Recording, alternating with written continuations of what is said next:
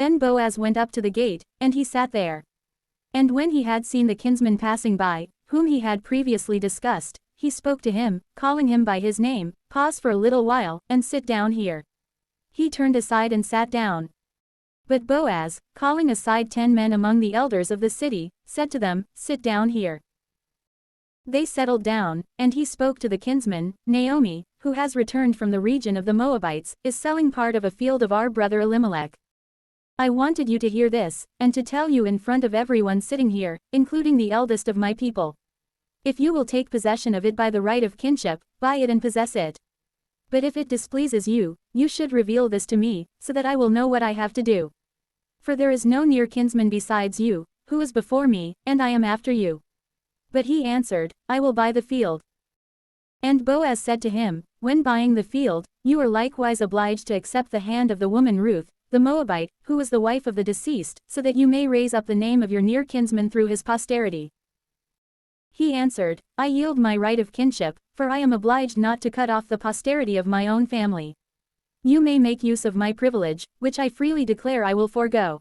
Yet it was the custom between kinsmen in this former time in Israel, that if at any time one yielded his right to another, so as to confirm his permission, the man took off his shoe and gave it to his neighbor. This was a testimony of concession in Israel. And so Boaz said to his kinsman, "Take off your shoe." And immediately he released it from his foot. And he said to the eldest and to all the people, "You are witnesses this day, that I have taken possession of all that belonged to Elimelech and Chilion and Mahlon, and was bequeathed to Naomi. And Ruth, the Moabite, the wife of Mahlon, I have taken in marriage so as to raise up the name of the deceased in his posterity, so that his name will not be cut off from among his family and his brethren and his people. You, I say, are witnesses of this thing."